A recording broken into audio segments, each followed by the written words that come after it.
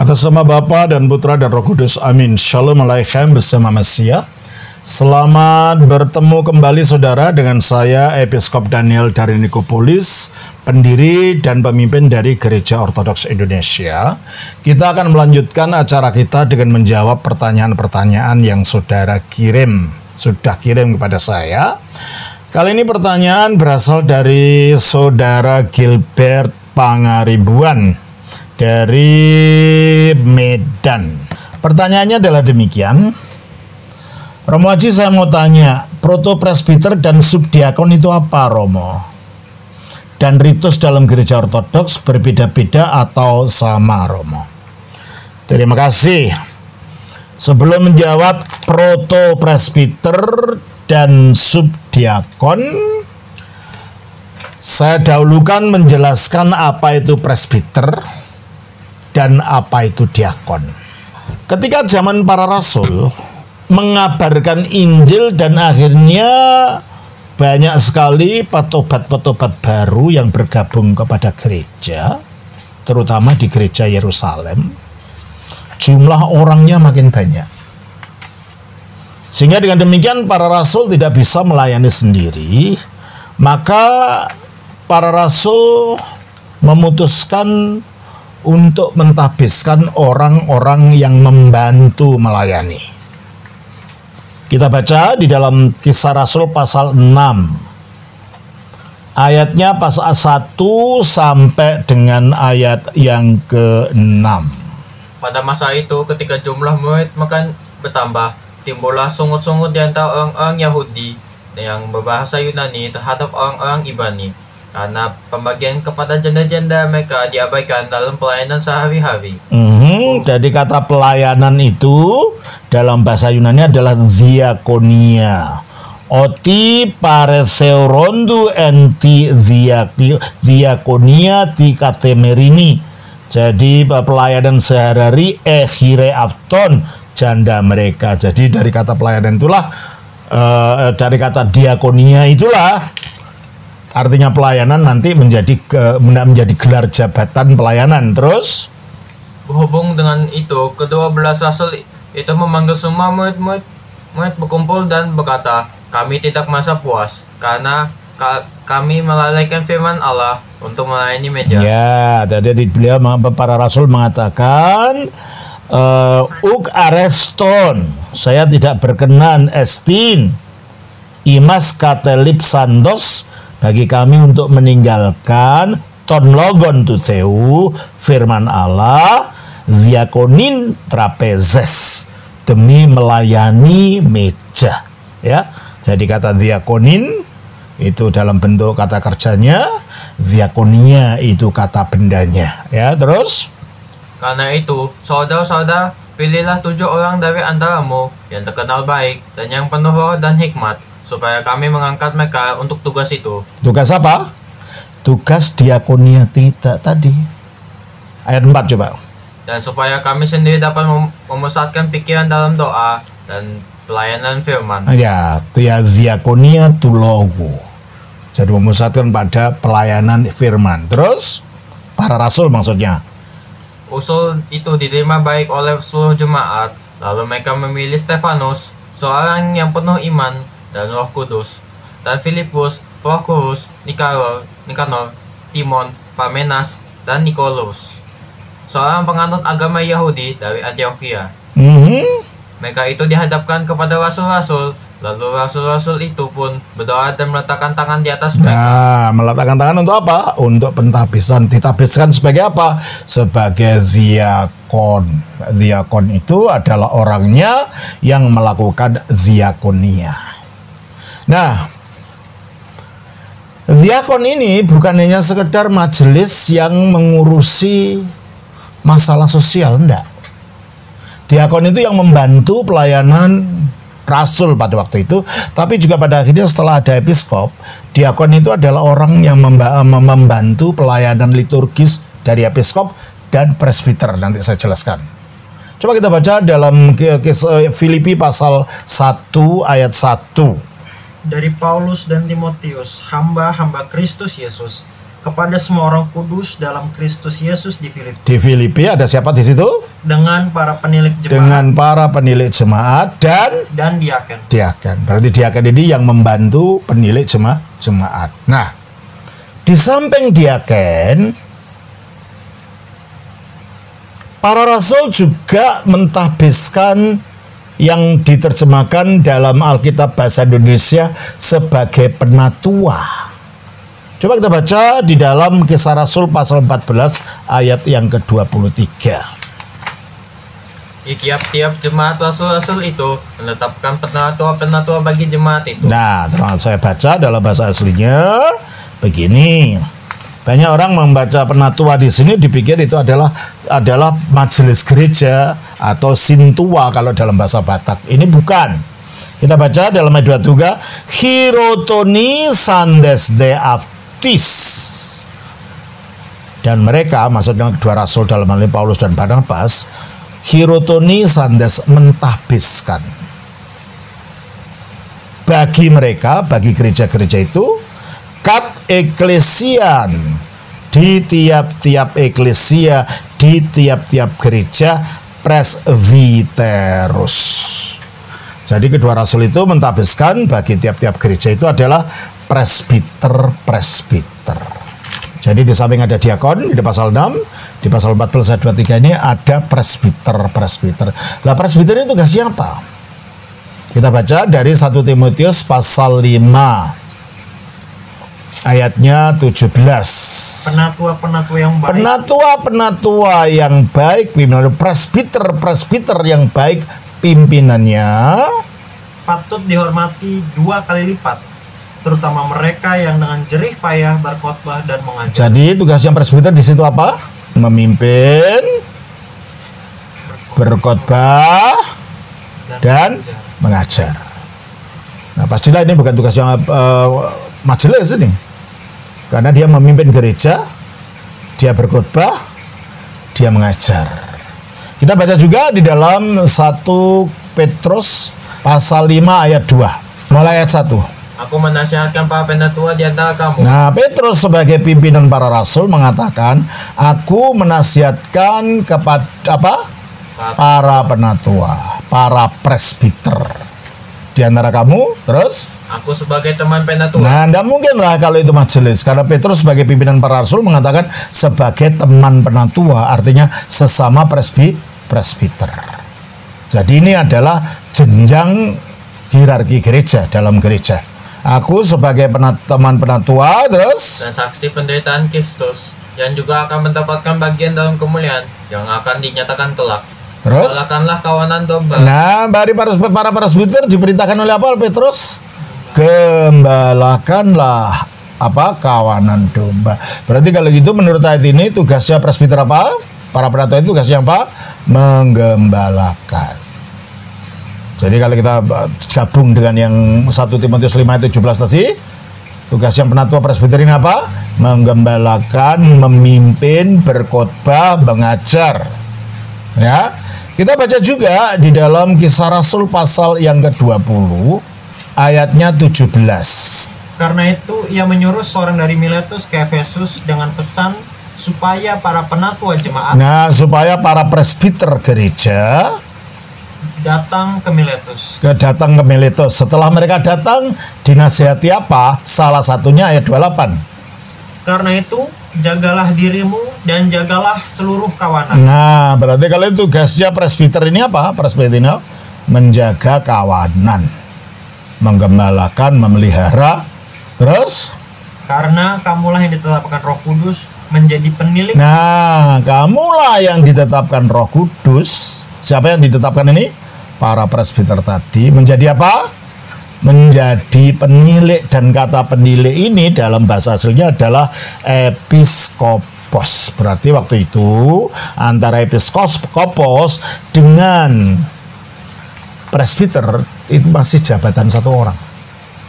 Orang yang sama disebut presbiter, tapi juga disebut episkop atau episkopos. Coba saya baca di dalam ayat yang ke-28 aja langsung. Prosehete eaftis berhati-hatilah akan dirimu, kepanti topimeno, dan semua kawanan domba itu, no imas, yang atasnya kalian, to pneuma to agion, Roh Kudus, etheto menempatkan kalian episkopus sebagai episkop. Jadi di zaman itu masih zaman para rasul, antara episkop dan presbiter itu masih merupakan jenjang yang sama. Hanya kemudian tak berapa lama akhirnya episkop itu dipisahkan dari presbiter. Episkop itu berada di atas presbiter sebagai pimpinan para presbiter. Oleh karena itu akhirnya syarat menjadi episkop itu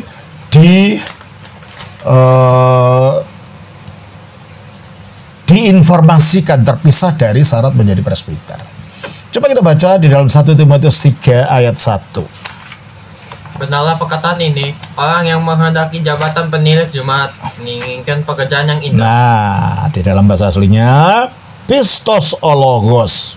Benarlah perkataan ini, itis barang siapa episkopis oregete mengingini menjadi episkop, kalon erhu epithimi, dia mengingini pekerjaan yang baik. Jadi kalau gitu di dalam gereja purba ada berapa jenjang kepemimpinan? Ada 3 di luar rasul, karena mereka lah yang akan melanjutkan karirnya para rasul. Apa itu? Episkop, presbiter, dan diaken. Nah, sekarang pertanyaan dari Gilbert adalah, kalau gitu proto-presbiter itu apa? Nah, proto-presbiter itu adalah jenjang kehormatan bagi seorang episkop, bagi seorang presbiter. Jadi kalau gitu proto-presbiter adalah jenjang kerohaniwanan, suatu gelar penghormatan yang diberikan kepada presbiter yang menikah. Kalau presbiter yang tidak menikah, hidup selibat, itu jenjangnya adalah archimandrit. Ya. Archi artinya pemimpin, mandrit dari kata mandra artinya kumpulan para domba, pimpinan kumpulan para domba. Ya. Sedangkan protopresbiter artinya penatua yang utama, ya, atau presbiter yang utama. Itu hanya gelar saja. Ya. Diberikan sebagai gelar penghormatan yang diberikan kepada presbiter yang menikah dan diberikan oleh seorang episkop dengan pengelumpangan tangan dan doa. Biasanya seorang protopresbiter akan diberi jenjang dalam pakaian jubahnya dengan epigonation ini. Tidak semua orang dalam waktu liturgi boleh mengenakan ini. Ini hanya protopresbiter, archimandrit, dan episkop yang boleh mengenakan apa namanya? Epigonation. Oke? Terus, yaitu suatu perlengkapan dari pakaian liturgis yang aslinya hanya dikenakan oleh para episkop saja. Namun detailnya bermacam-macam, berbeda-beda secara wilayah per wilayah. Dan di tempat-tempat tertentu orang diberi epigonation itu suatu kehormatan yang biasanya mendahului jabatan sebagai protopresbiter. Tetapi di tempat lain itu adalah kehormatan hanya bagi orang yang sudah menerima gelar protopresbiter. Protopresbiter juga mengenakan salib liturgis. Ini salib liturgis. Ini tidak boleh dikenakan oleh orang awam. Ini hanya dikenakan oleh seorang protopresbiter yang diberikan oleh episkop sebagai tanda jenjang kehormatan yang diberikan kepadanya. Jadi protopresbiter akan mengenakan epigonation dan akan mengenakan salib liturgis, ya. Mengenakan salib liturgis baik sebagai bagian daripada pakaian sehari-hari, terutama di gereja tradisi Rusia, maupun ketika dia mengenakan pakaian liturgis. Upacara untuk mentabiskan, mengangkat seseorang menjadi protopresbiter itu adalah dengan penumpangan tangan ketika liturgi suci, ketika diadakan arak-arakan Injil. Calon orang yang mau ditabis itu dibawa ke tengah-tengah gedung gereja di depan pintu masuk ke dalam altar, dan di mana pada waktu itu episkop ada di tengah-tengah dan menumpangkan tangan kepadanya dan mentahbiskan.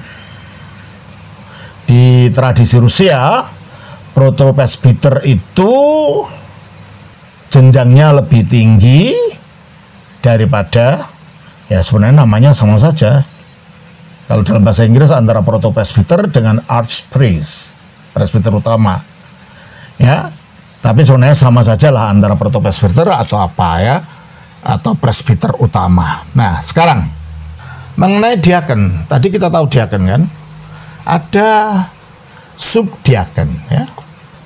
Di dalam ritus gereja ortodoks, ritus gereja timur, peranan liturgis dari subdiakon adalah sebagai pembantu dari episkop.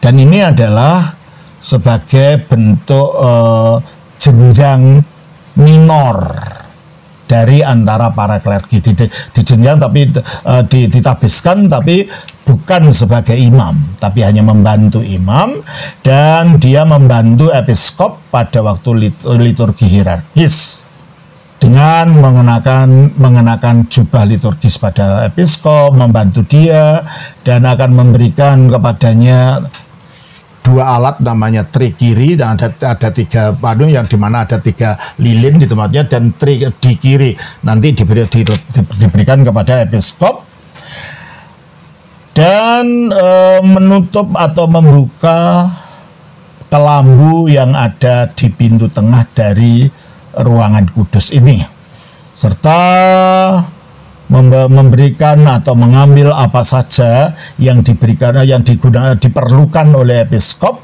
pada waktu dia melakukan liturgi, sehingga dia dapat melakukan doa-doanya dengan membaca buku tanpa terganggu.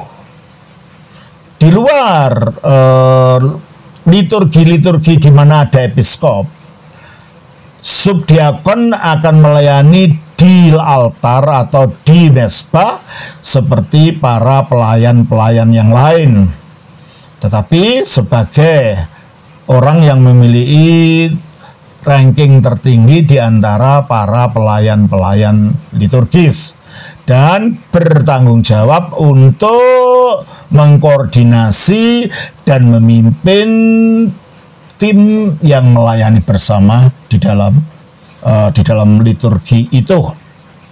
Di luar tugas-tugas tadi, subdiakon boleh membaca surat kiriman pada waktu liturgi suci, yaitu surat-surat yang berasal dari kiriman para rasul, bukan Injilnya. Kalau Injilnya yang baca hanya presbiter saja.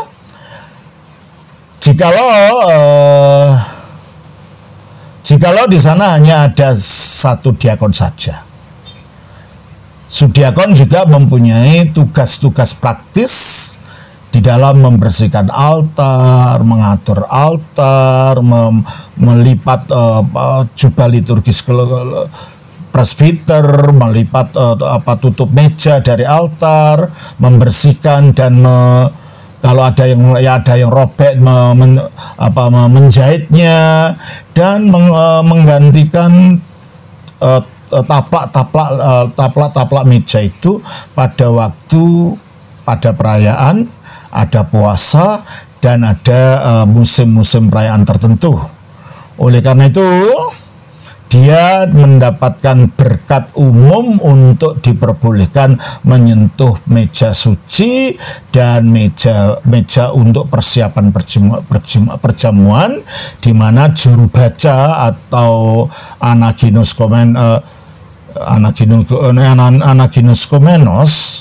juru baca, leader, dan pelayan-pelayan yang lain, misalnya putra altar tidak diperbolehkan melakukannya.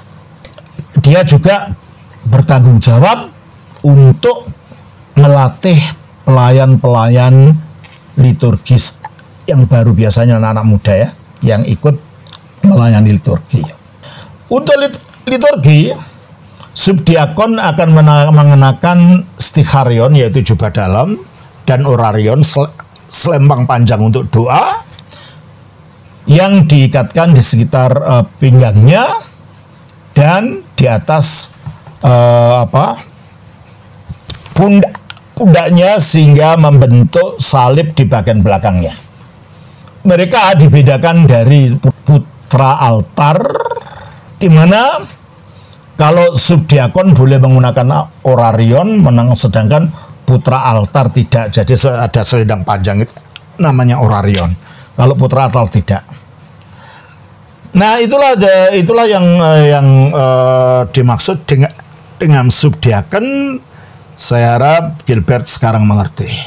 Oke, dan yang lain yang tidak tahu mengenai liturgi ortodoks dapat mengerti juga. Pertanyaan selanjutnya adalah, apakah ritus dalam gereja ortodoks sama? Ya. Kalau dalam gereja ortodoks yang Kalsedon, yang alur utama, semuanya sama, yaitu ritus Bizantium. Meskipun ada perbedaan lokal, umpamanya penambahan doa sana, tapi pada umumnya semuanya sama. Ya. Jadi kalau biarpun kita tidak tahu bahasanya, umpamanya kita pergi ke negara-negara ortodoks, biarpun kita tidak tahu bahasanya, kita tahu apa yang sedang dilakukan, sebab tata caranya sama semua. Jadi hanya perbedaan bahasa saja. Ya, begitu saya kira Gilbert yang dapat Romo Aji terangkan, kiranya itu bermanfaat. Shalom. Atas nama Bapa, Putra, Roh Kudus. Amin.